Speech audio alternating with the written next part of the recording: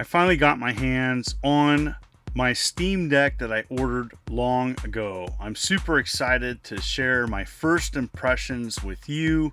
This is from a perspective of a console gamer. I've played lots of classic computers, but I do classify myself as a console gamer. And so I'm going to be sharing with you an unboxing. I'm going to be capturing some footage of my Steam Deck and give you my thoughts. I've seen some early reviews and I didn't know what to think of this. And so I really tried to limit what I was exposed to.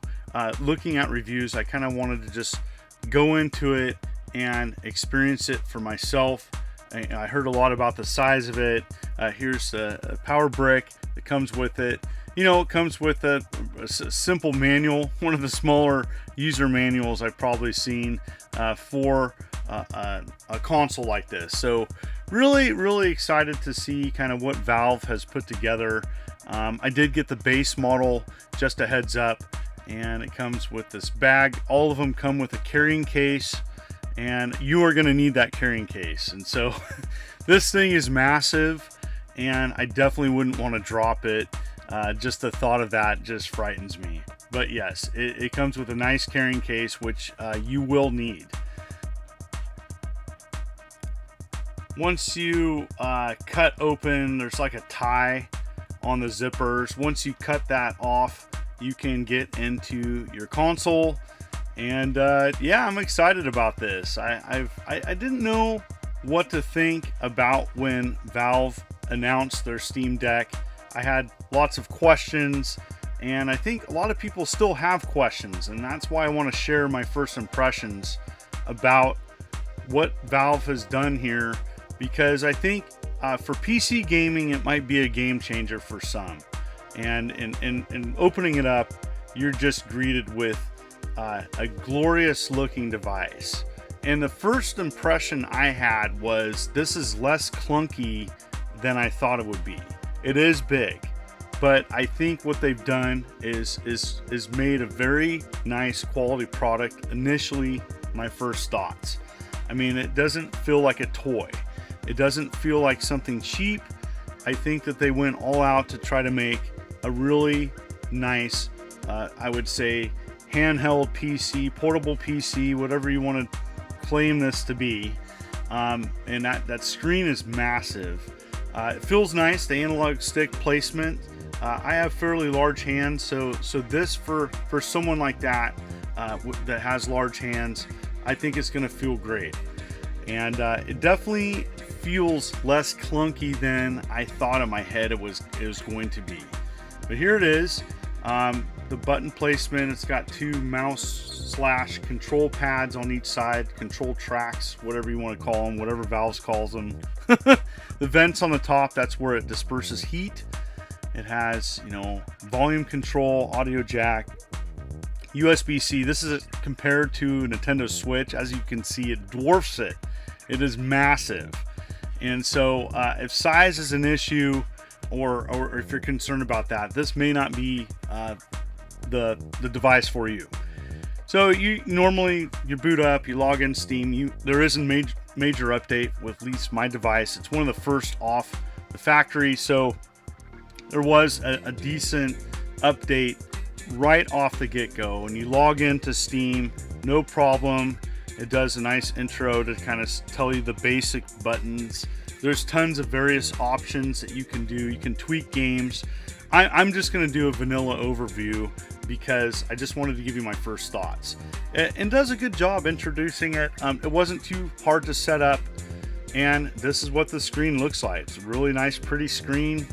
You know, battery, I had it plugged in, and there is a major system update, and there was a BIOS update for mine as well. So there is kind of like technically two updates that you have to do or should do to get the best, I think, out of this device. And so I'm going to be sharing games that were verified, but I'm also going to try a lot of games that weren't verified, because there's a lot of games that aren't verified, and I'm sure you're probably wondering, does this work? Does this work? And your library is going to vary.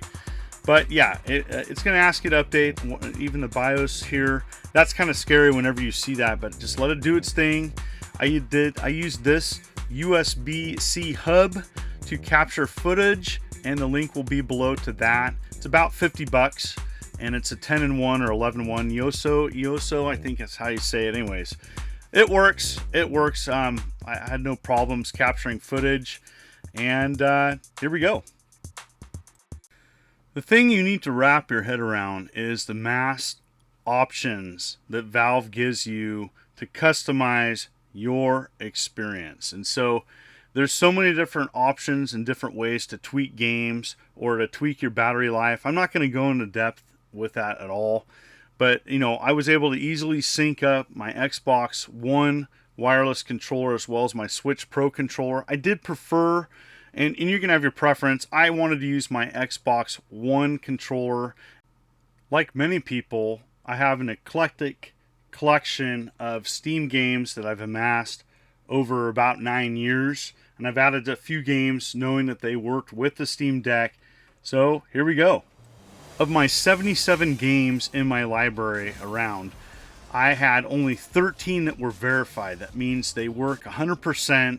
Rogue Legacy 2 was a recent addition that I purchased, and absolutely great on the Steam Deck. You know, this is a fantastic sequel to the first game. Death's Door is another one that came recommended from my friends, and I'm glad I picked it up.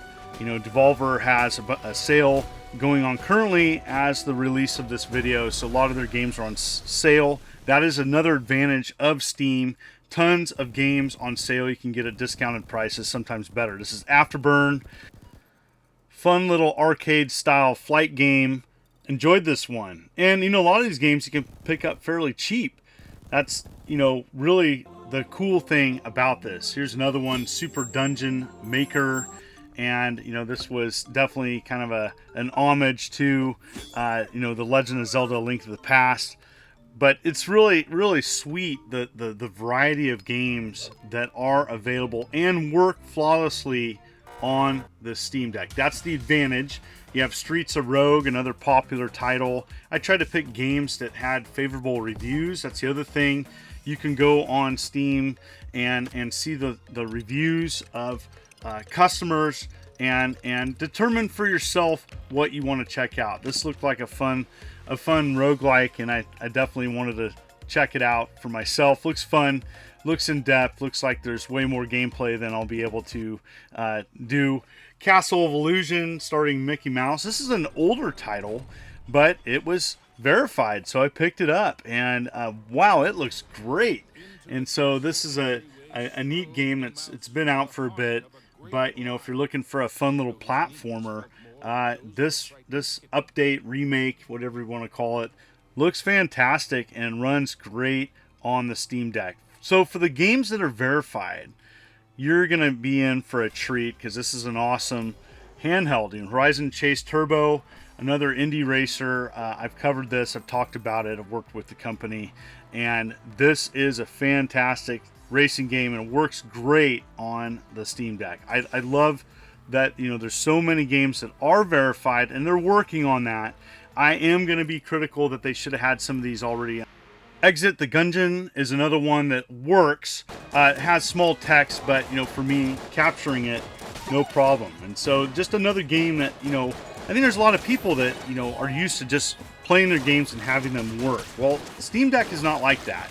There's several things you can tweak. You can tweak frame rate, you can tweak resolution in several of these. River City Ransom Underground, another one that had a question mark, and I went in and I played it. It looked to be playing great. So the mileage is going to determine on your game and if it's going to work or not, and you're going to have to individually test games on the Steam Deck. I don't think that's a good long-term option. Nights into Dreams with a patch, and this is with the HD patch and with the full screen and all that, and it looks great. And so I just had to go into each individual game and see if they were running on the Steam Deck. I didn't even test all my games yet.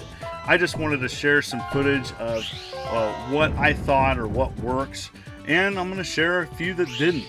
And so, you know, this is another example of you know, I think there's going to be a lot of people that are going to want to know, do my games work? And, you know, unfortunately, Valve is not there yet. They're doing a better job at showing games that work. This is Capcom Arcade Stadium. I had a message pop up that said they don't have enough info to see if this works. Well, it works. I just wish that Valve would hurry and share more games that work in their vast library. Super Nano Blaster. This is another game that I talked with a company and they said it didn't work on the Steam Deck, and I'm testing it here and it works on the Steam Deck. So that's like, you know, either Valve did an update to make it work, but it works. And, you know, that is something I hopefully they can continue to update games and share with others what actually can be played on the Steam Deck. Mage is another one. You have to configure your controller, but then it worked great. I'm a huge fan of Mage's, one of the best aftermarket NES games in my opinion, and it was nice to see it work here. But there's just going to be a lot of people wondering if their games work, and unfortunately it's kind of a hit and miss. There's many games that work, but there's also just as many games that don't work, and it's unclear. Uninstalling is pretty easy. There is limited hard drive space on the base model, but you can add a micro SD card and that fixes that problem. So no, not really, the storage isn't really an issue for me. I'm going to play a lot of indie stuff on this. So then I had a bunch of games that didn't work. Madcap Castle just full on didn't work whatsoever. Just booted right back to the title screen, and you know, that's frustrating. Star Wars Rogue Squadron 3D, after seeing the intro run, and I was excited. I was so excited about trying to play this, and I was ready to play it, and nothing. Blank screen. I can hear the audio, so I don't know if I need to tweak it, but man, there's going to be a lot of games in your library that probably aren't compatible or will not work. That's frustrating. I think the Steam Deck is definitely a device that I think computer enthusiasts are going to appreciate. It's not going to be for everybody, but I think that Valve has done a solid job. I give it like an 8 out of 10. It does have room for improvement, but I'm excited about playing it more, and I am glad that I bought it. Just understand that not everything's going to work right now, but Valve has long-term plans to improve performance. And I didn't even touch all the retro gaming that you can do on this. You can play everything from GameCube to PS2, and depending on the title, the performance is going to vary, but there's so much more that you can do. This was just a vanilla overview. I want to thank everybody for coming to my channel. What do you think of the Steam Deck? Are you planning on getting one, or have you pre-ordered one? Thank you so much for coming to my channel, and hopefully you can like and subscribe and click the bell as I'm uploading videos every week. You folks are wonderful and beautiful. This is the Immortal John Hancock, and you take care.